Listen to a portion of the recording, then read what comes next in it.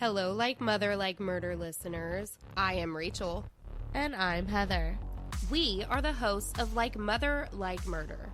We bring you the good, the badass, and the crime. Each week, we bring you stories from missing and murdered to survivors and women who empower you. And of course, some mom talk sprinkled in. Check us out wherever you get your podcasts at Like Mother, Like Murder. And give us a follow on social media so that we can say hi. Okay, love you, bye. Okay, love you, bye.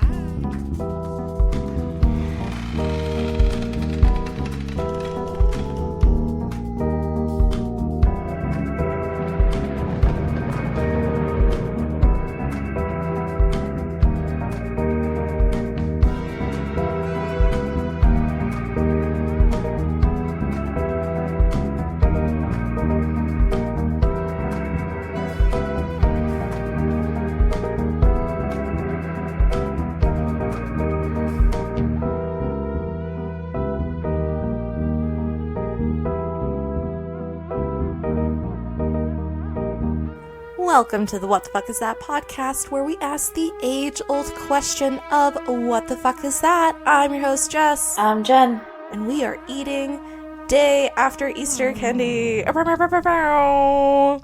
stole it from your kid. Yeah, there's so much candy. So my tiny humans are 3 and 4. They don't eat candy. Yeah. But they got a ton of candy, which means the adults got a ton of candy. Exactly. Because they'll eat, like, maybe a couple of pieces of it. They also just kind of forget about it after a while and don't ask about it anymore. And to be honest, some of this candy is just pure straight sugar. Yeah, it's, like, too old for what they are, too. Yeah. It's like, they don't need that right now. Yeah, no. So not at this age. It's become our candy. We have already rotted our mouths and brains and bloodstreams in our late 20s. So we will take that hit for my children. Exactly. Lucky them. We do it because we care. I'm so upset, though, because I got these robin eggs, and I love robin eggs. Like, they were always my go-to thing at Easter.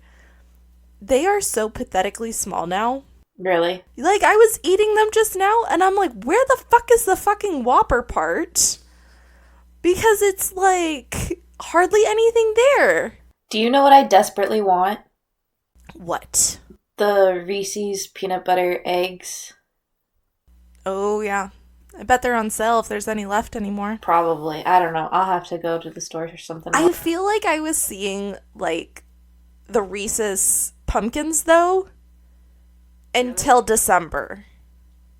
I saw them for so long. I think they overproduced, and they're like, this is our year. And people were like, nah, man. But I don't know what it is. They're just so good. Because it's more peanut buttery. Is that what it is? I feel like with the cups, you get, like, that hard outer crust that's mostly just chocolate. But these ones, it's so, just the way the mold is, it's just nice and rounded, and it's deeper, so you get a little bit more of that peanut butter. Oh, now that's all I'm craving. Chocolate. You're welcome. Thanks. You're so welcome. I am nothing if not helpful. We'll go glorious. with that. We'll go with that, sure. Glorious? Thank you. Not that. Yeah, you said it. I'm just agreeing with it. So we have Jessica the Cooliest and Jessica the Wonderful. So I'm still gonna make buttons that says that. It's part of our lore now. But maybe I will make buttons, and I'll just put them with our pre-orders for Yuccas. So stop saying that word. So you can get the Yuccas pre-order shirt or a Just the Cooliest button. I don't know how to make buttons, but I'll fucking figure it out just for this. We actually had a button maker for our university. That's amazing. Yeah. They're so cool. They are. They were so tiny, though. We only had the little one. Tiny button Yeah, makers? we had the little tiny ones. We didn't have the bigger ones. I love it. I would love a button maker. I don't know how many buttons I would actually make, but enough to justify getting the maker. I would make, the answer to that question is just enough. I think the first week or so that you have it, I'll just hyperfixate on it. Exactly. You'll go crazy and mass produce however many you can get done in that hyperfixation window. And then you're going to hit a wall and say, I'm done. But then also at some And point... that's going to be the limit. But then also at some point, people will be like, oh, can you make this button? And I'll be like, yeah, I can. And then I'll make it. And then it'll restart the hyperfixation again. Exactly. That's always how it goes. Like, it's a wave. It's a wave. Trust me, it'll be back at some point. That's what she said about the Cricut. This is how I operate. I still use it. We're just in a valley right now. What? We're in a valley. I said it's like a wave. But, like the valley of a wave. There's the apex of the wave and then the bottom of it.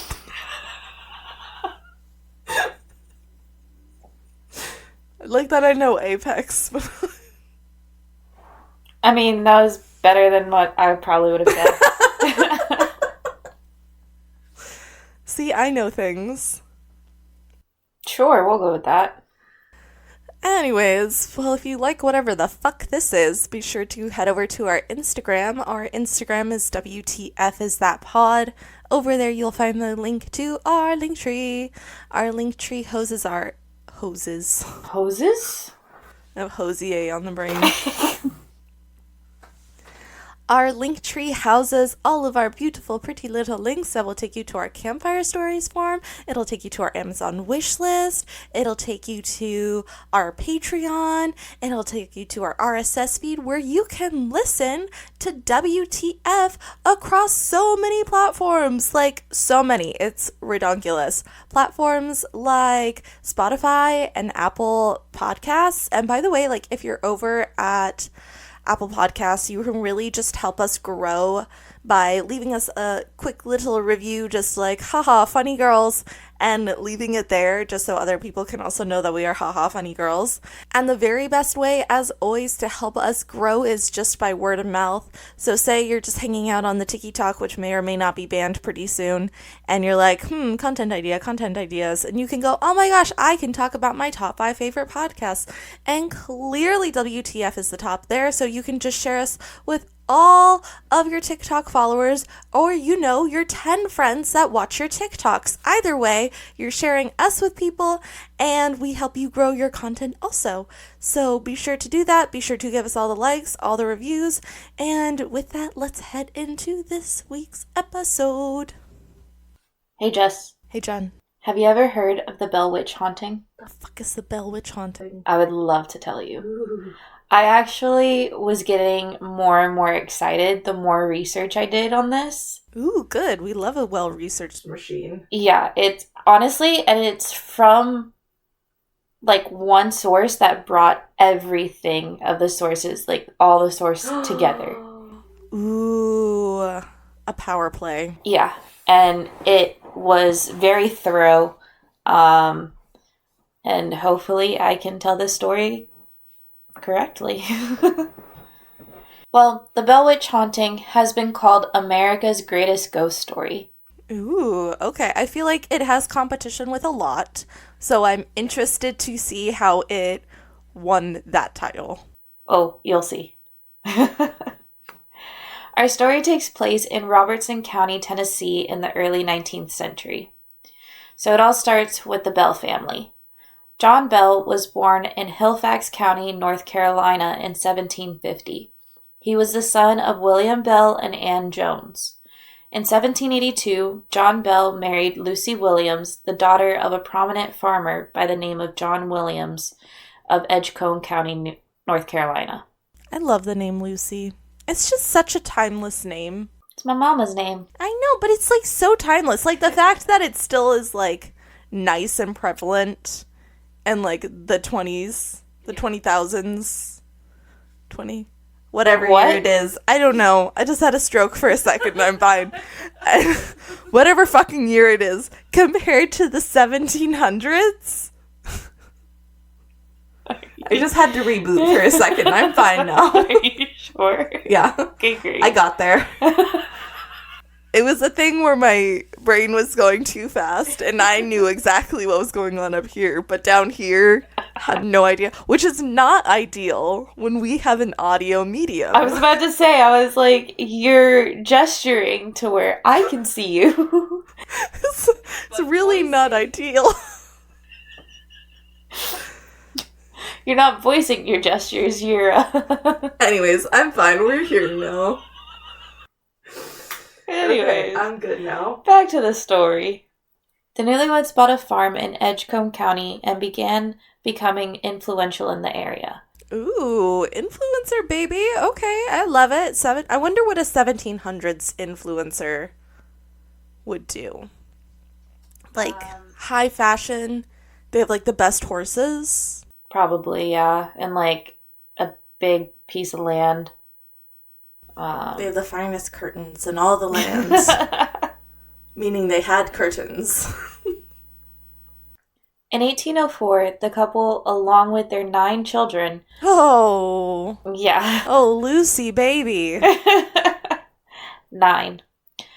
Bought a property of 1,000 acres, building a house and starting a farm along the Red River in Robertson County, Tennessee. That is some influential behavior.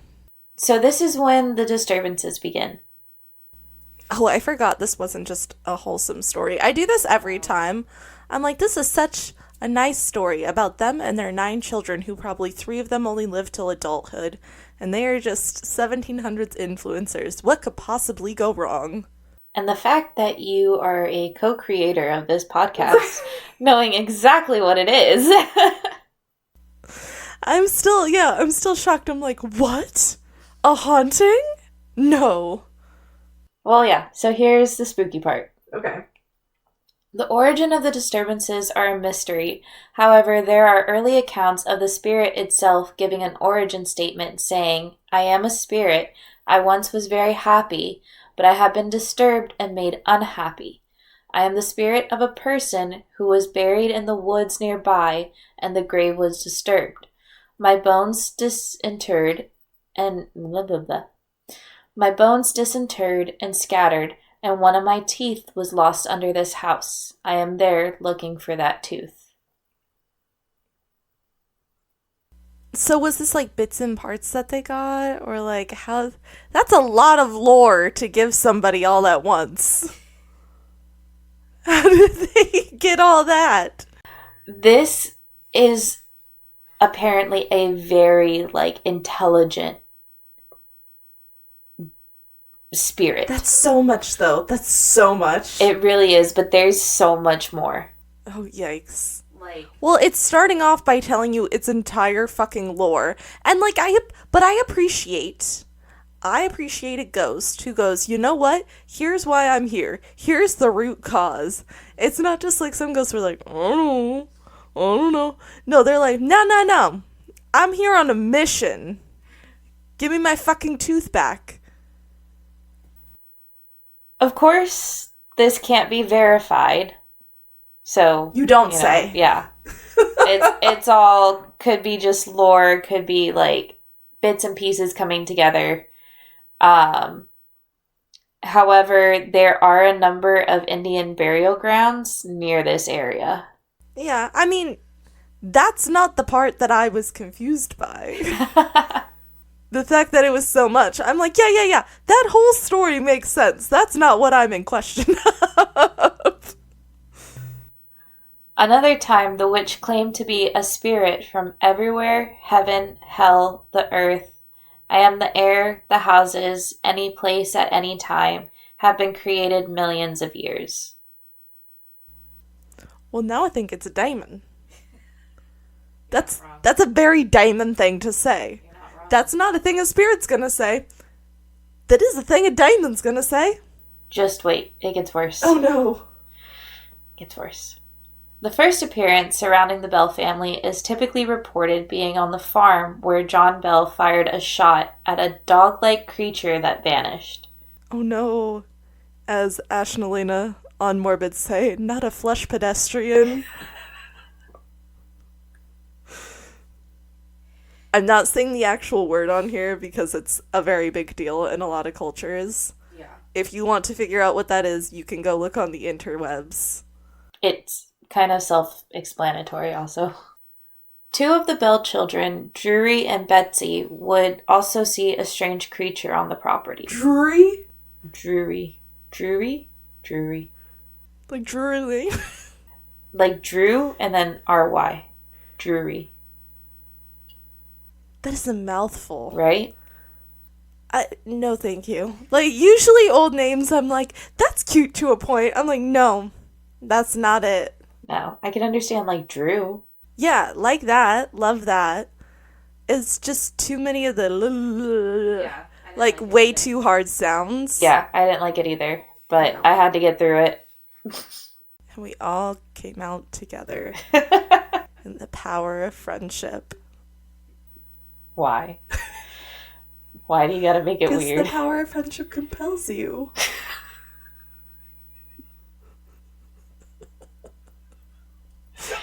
You're too on it today, man.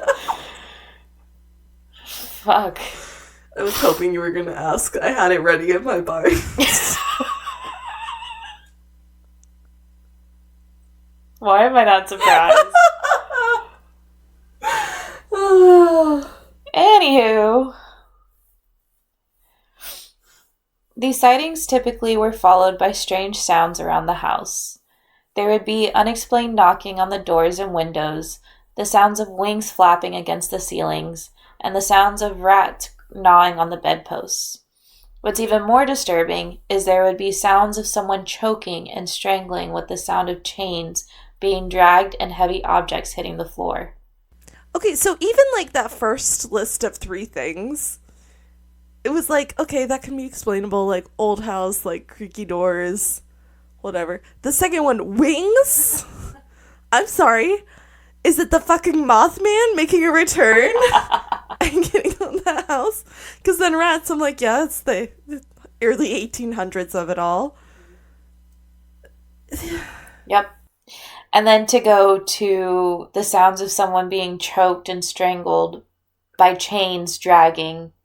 Again, so specific. Yeah.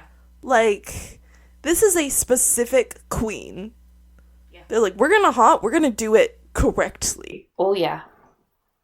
Sounds would come from the bedroom as if beds were suddenly and roughly pulled apart, to which was added the sounds of fighting dogs chained together, making the noise deafening.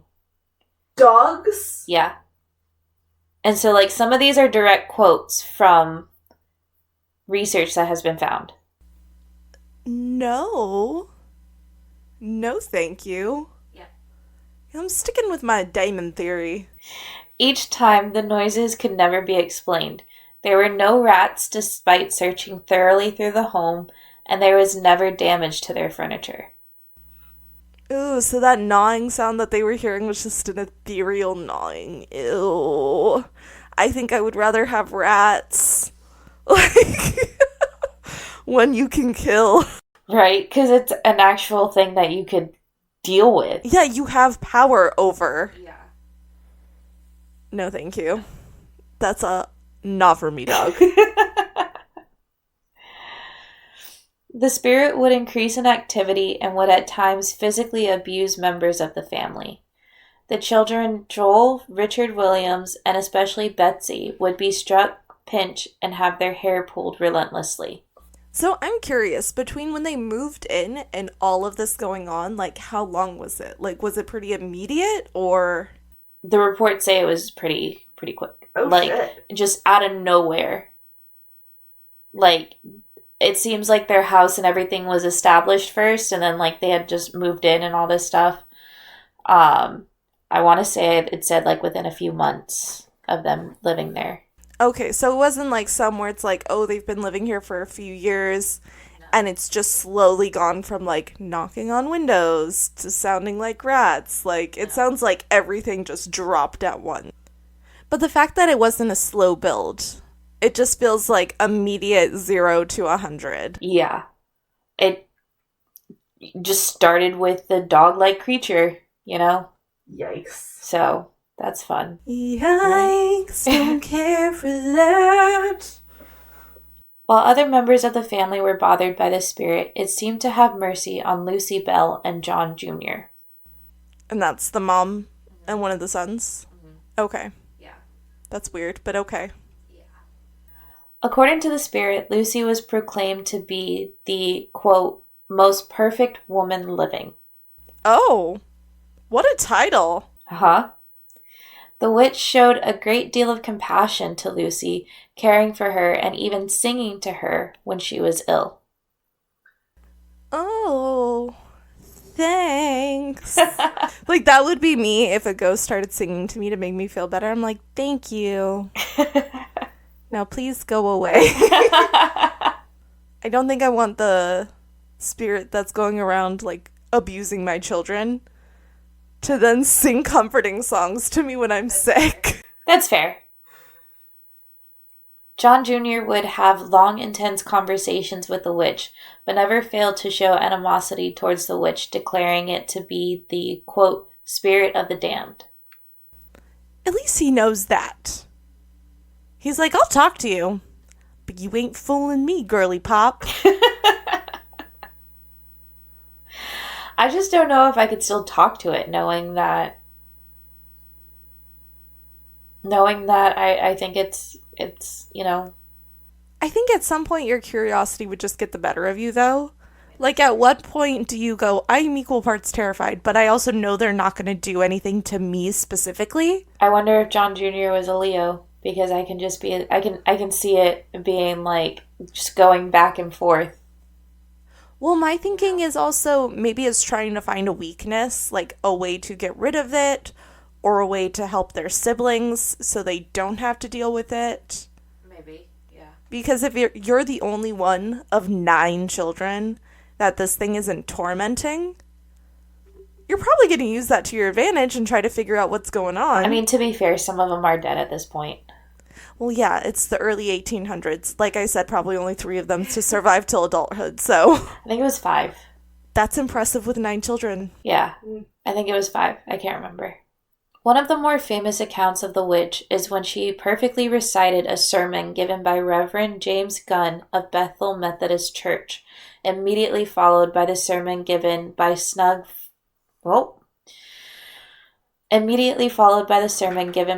Fort, even though they had been given at the same time over 12 miles apart from each other. Oh, shit. On one instance, a family friend by the name of William Porter claimed the witch climbed into his bed with him. I just gotta get freaky, y'all. He took this as an opportunity to seize the spirit and attempt to throw it in the fire. Yes, because that is definitely how you get rid of spirits. What the... Sweet baby angel. Dear sweet child of summer. What did you think was going to happen? This is the 1800s, so... Yeah, that's fine. It's still not, like... First of all, how did he grab it? That was my first question. And then you said throw him into the fire. I'm like, we're fixating on this now. I have so many questions on what he thought was going to happen there, because clearly it did not work out in his favor. He claims the immense weight and horrible odor were the reasons he did not succeed. Yes, I'm sure that was the reason. No other reason. Right? That's it. Clearly nothing else. It has nothing to do with the fact that, she doesn't have a body. But sure, please tell me how it didn't work because she was a little stanky. So knowing this time period and that it's the South, the family did own slaves. It said the witch had a dislike for the family's slaves, tormenting them relentlessly, beating them, and refusing to allow them in the house. So now they get beaten and refuse to be let in the house by the living and the dead? Are you fucking kidding me? You're going to hell. I'm not wrong, though. Did I say you were wrong? Did I stutter? A slave by the name of Dean stated he encountered the witch on several occasions, frequently appearing in the form of a large black dog or wolf. No, again with this dog-wolf flesh pedestrian thing. I'm not about it. He claims the creature would sometimes have 2 heads. No. Oh, no. I don't even like going or none to... at all. No! I don't know what's worse, because then I just thought about the chicken from your creepy fact. But also, I don't even like to see the two-headed, like, what is it, a sheep or a goat? That's at Ripley's Believe It or Not museum. It gives me the ick. Really? Like, yes. This thing walking up to me with two heads, or heaven for fucking bid, no heads. I think I'd run away. I'm like, I don't fucking care what happens to me now. To be abused by the living and the dead, and look at that? No, thank you. Dean also claims to have been turned into a mule at one point and attacked several times by the witch. Again, it's so specific. There's so many details. He would later carry an axe with him at all times, as well as a witch ball made by his wife to protect him against the spirit. Okay, the witch ball I get. That's a real thing. What is with these men?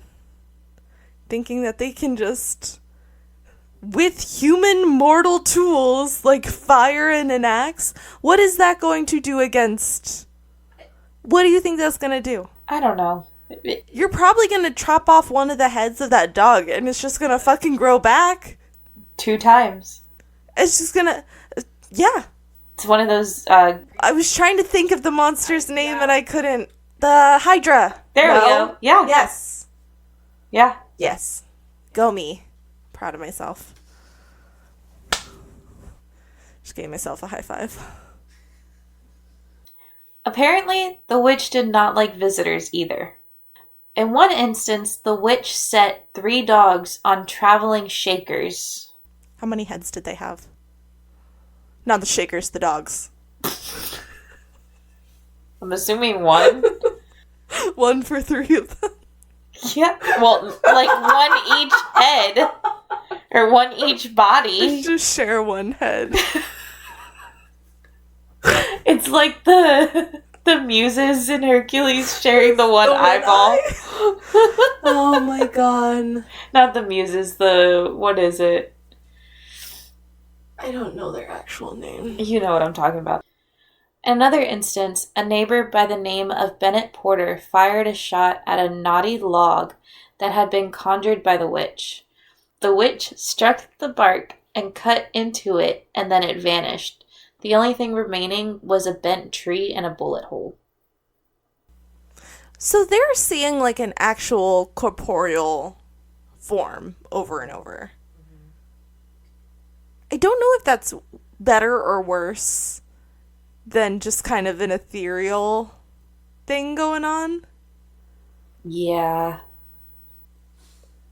Also, you said naughty, and I'm like, Jessica, that's a way of describing the log.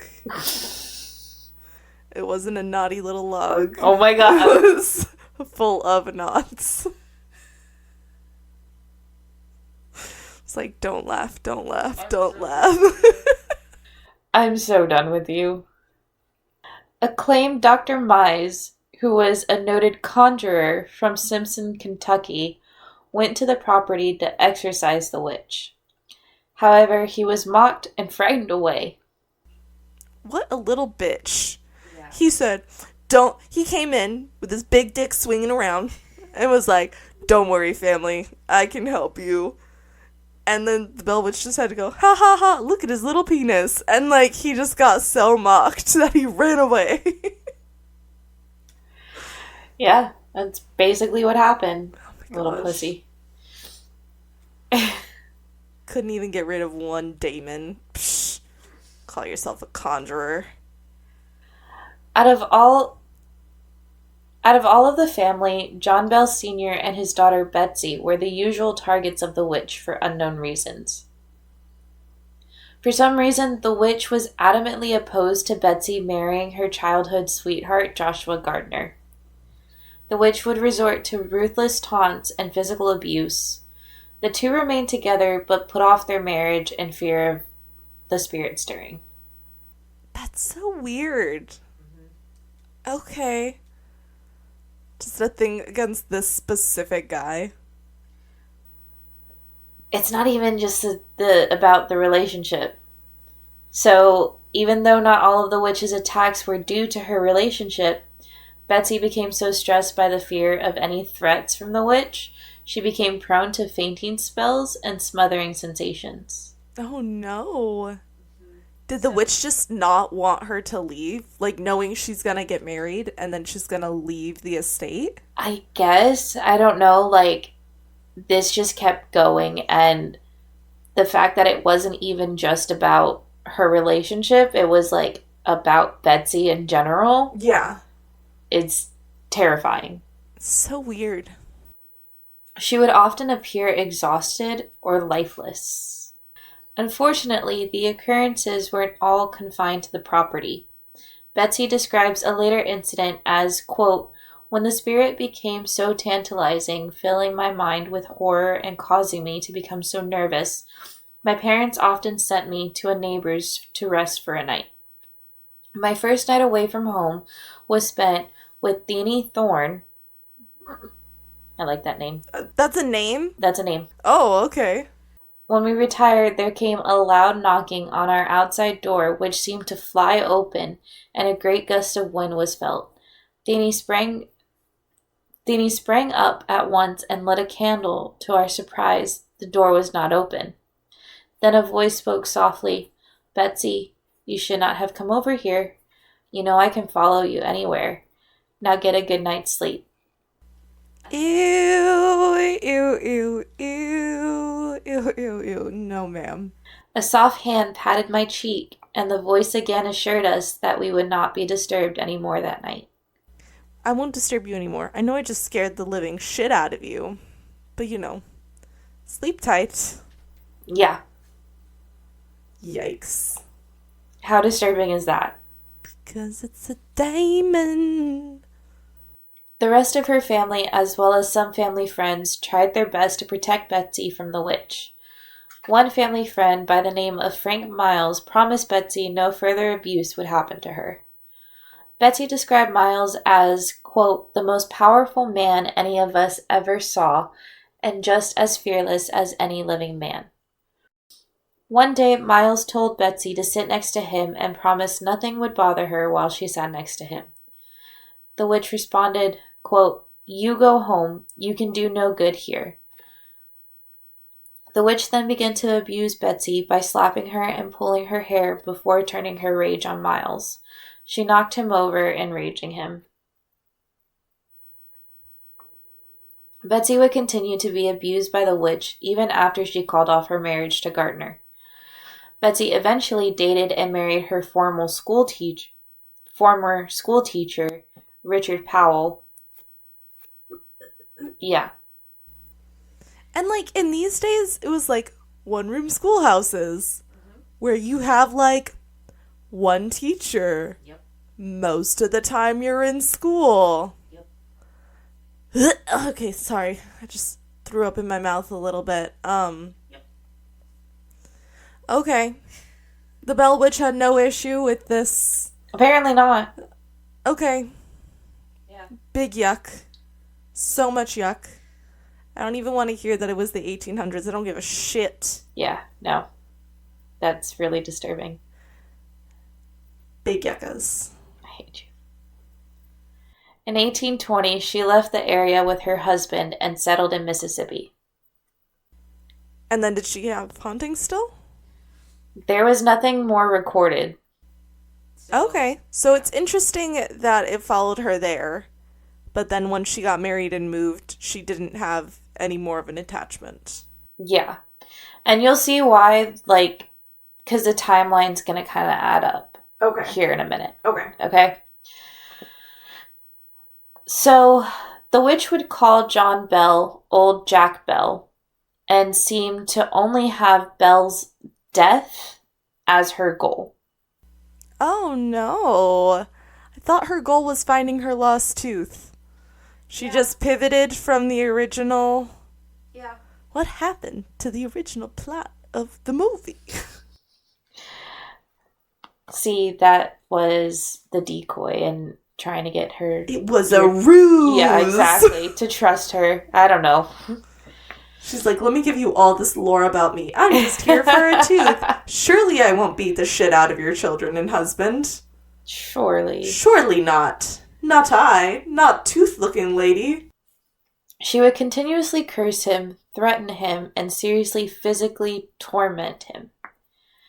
On December 19th, 1820, John Bell could not leave his bed. Oh, no. John Jr. went to the cupboard where his father's medicine was supposed to be. The Bell Witch's favorite.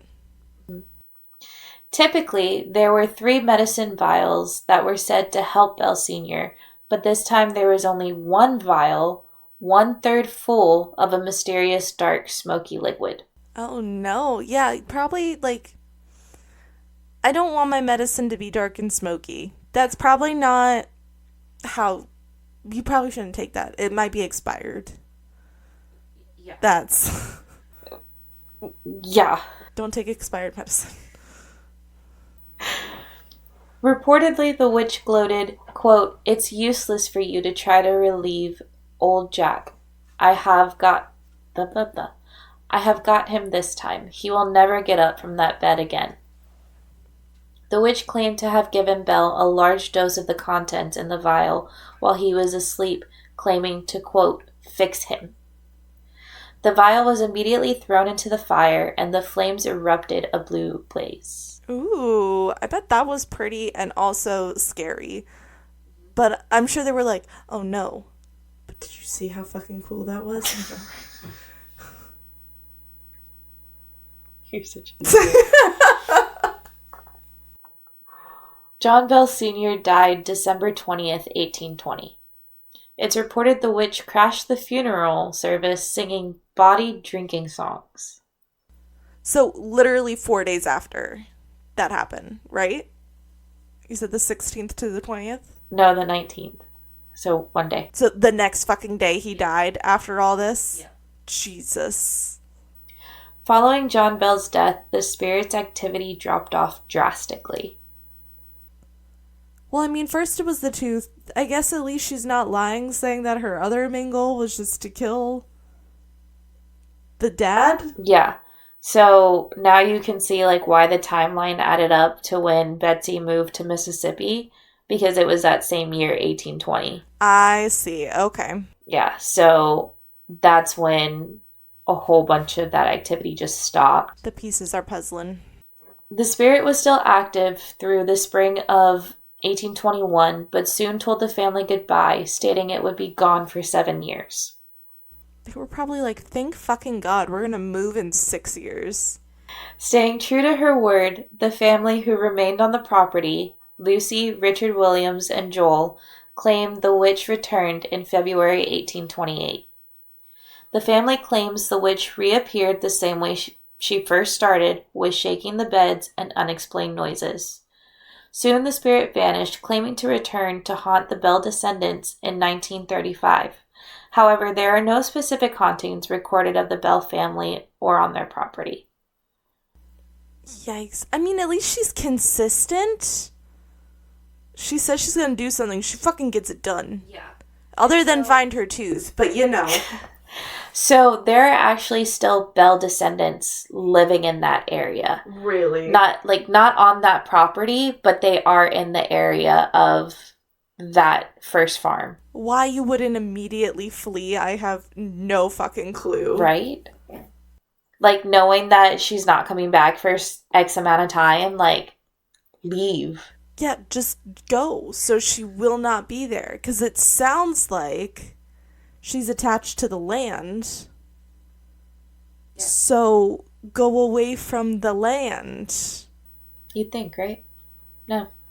No, thank you. They're just like, actually, she's just a part of the family now. So. Basically. So there's a legend that the Bell Witch encountered the then future President Andrew Jackson. Oh.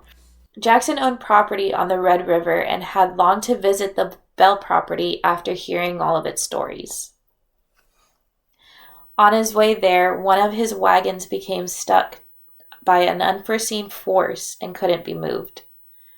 The wagon, which included whipping horses, could not free the wagon, and neither could the men of his party. She was actually like, no, I would not like to see you. Oh, wait, hold on. Jackson exclaimed, quote, "By the eternal boys, this is the witch." And the witch replied, quote, "All right, General, let the wagon move on. I will see you again tonight." No, that's when you just turn around and you're like, "Thank you, ma'am, and good night." And you leave. You leave.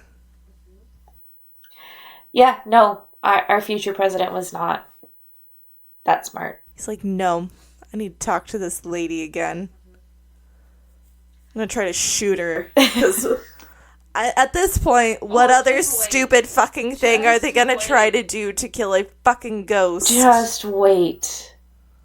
Spirit, demon, whatever the fuck it is. It's not a corporeal thing. Just wait. The wagon has started. Blah, blah, blah. The wagon has started. The wagon has started. It has started! The wagon is stated to have started moving on its own accord, continuing their journey. That night, a self-proclaimed, quote, witch hunter bragged about having a silver bullet and spewing stories of witch huntings. It's a witch, not a werewolf. Come on now. Jackson, unimpressed, whispered to a colleague, quote, "I'll bet this fellow is an arrant coward." "By the eternals, I do wish the thing would come. I want to see him run." Oh my god, it's like the conjurer with the little dick from earlier. Suddenly, there were the sound of light footsteps in the silence that followed, and a voice stating, quote, "All right, General, I am on hand and ready for business." Damn, she's... Again, we love a consistent queen. She is on it. She will terrify you and ruin your day, but she is on fucking time about it. Oh, yeah. The witch teased the hunter to shoot, but his gun didn't fire. He was then struck by an unseen force, claiming to feel the pain of being stuck by needles and that he had been grabbed by the nose, fleeing from the tent. Oh, you poor baby. The witch exclaimed, quote, "How the devil did run and beg. I'll bet he won't come through here again with his old horse pistol to shoot me. I guess that's enough fun for tonight, General, and you can go to bed now. I will come tomorrow night and show you another rascal in this crowd." Jackson was eager to stay, but his party had enough, and they returned to Nashville a short time after. Oh man, I want to see what other rascals are going to come. Because my question when you said that, does she have a friend there? Or is she going to do like something else to someone else? I don't know. So many questions. But he was around too many fucking pussies. They're like, "Oh no, we can't go." Come on. Okay, so there's a lot of talk about how this witch came to be, what she is. You know, we're trying to figure out everything of what this spirit is, right? Uh-huh. This whole story. So this is another legend or tale of, I guess, the origin of the witch. Okay. So Mary Catherine Kate Batts, the wife of Frederick Batts, was believed to have been the culprit behind the disturbances of the Bell Witch. She wasn't a poor woman, yet she was often mocked by others throughout the Red River settlement in Robertson County. She had a tendency to use words improperly and had, quote, strange ways that led many to believe she was practicing black magic or other forms of the occult. Now, this is where it's believed Kate Batts was involved with the Bell Witch. Kate's brother-in-law, Benjamin Batts, had a dispute with John Bell over the sale of a slave. Facts of the dispute got tangled and became a source of a rumor that John Bell and Kate Batts had a quarrel. It said the Bell Witch was created by Batts to get revenge on Bell. While there are stories linking Batts to the Bell Witch after some sort of disagreement with Bell, recent evidence suggests she had nothing to do with it at all. In fact, there are reports of her claiming she'd get even with John Bell on her deathbed. However, Batts outlived Bell by at least 20 years. Oh man. So I just love their, like, a game of telephone. Clearly that's what came about. Mm-hmm. Yeah. Because she was an old, quirky woman. Basically. I'm glad that they were able to, like, see that it's not this woman who was behind the Bell Witch the whole time. I mean, it's just such a stereotypical thing that they were doing, where they're like, she's old and quirky, and she has an issue with that person who's now having this against him. Clearly it was her. Clearly. It's like, what? She's just old and talks weird. Exactly. Leave her alone. She's doing her own thing. Let her be. Exactly. They want to live out in the woods and dance naked at midnight. Leave them alone. You would do that. I would 100% do that. Yeah, I know you would. But you don't like the outdoors. I like controlled outdoors.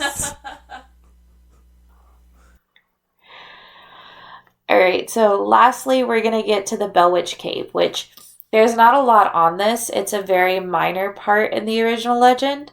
However, it's still a focal point for visitors to this day, since it's one of the original parts of the property and has not changed since the early 19th century. Oh. So it's something that you see that the Bell family saw back in the early 19th century. Oh, that's a little spooky. To think about that, right? Yeah. Like, yeah.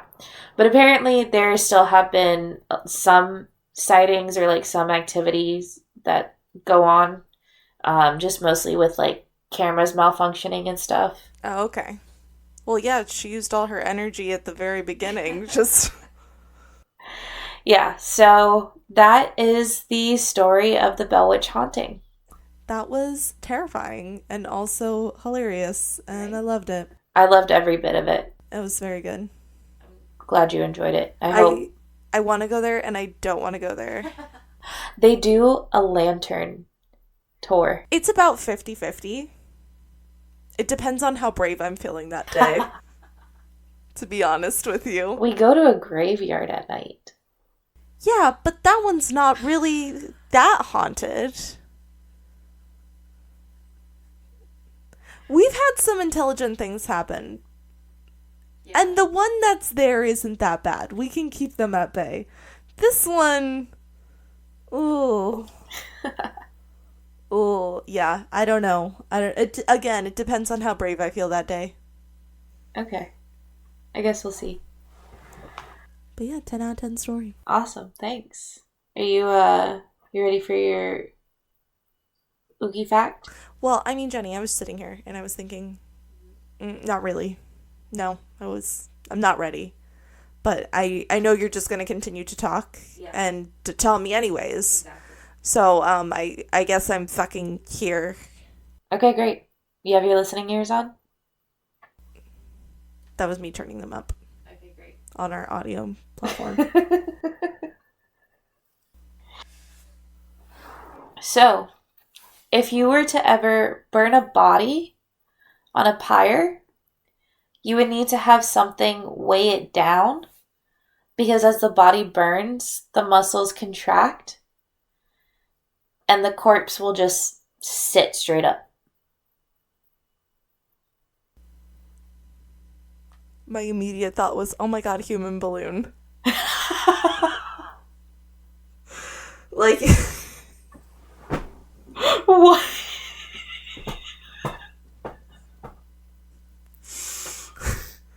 Like the Texas Chainsaw Massacre guy is just getting ready for his kid's party. I know what kids like. Balloons! Here you go, little Timmy. Ah! Then he becomes a human balloon. That's not how it works at all. Oh, God. Oh. Is that why when they would, like, burn witches, they would tie them up? Yeah. Well, I mean, also so they didn't run away. I mean, yeah, that too.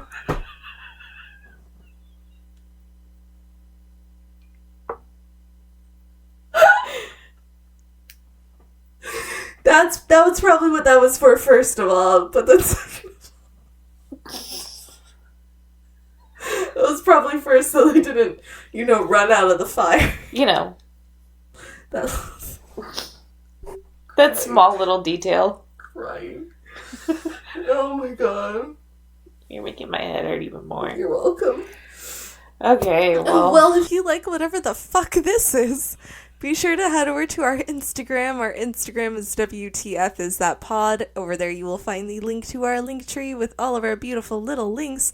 And please do not forget to like and comment and follow and review and make your nice little Tiki Talk. And by the way, you can tag us on the Tiki Talk and you can find that in our link tree as well. Wow, it's like we have it all ready for you guys to just go. And with that, do not give children human balloons. They will not like them. Bye. Bye. What the fuck is wrong with you? Human balloons.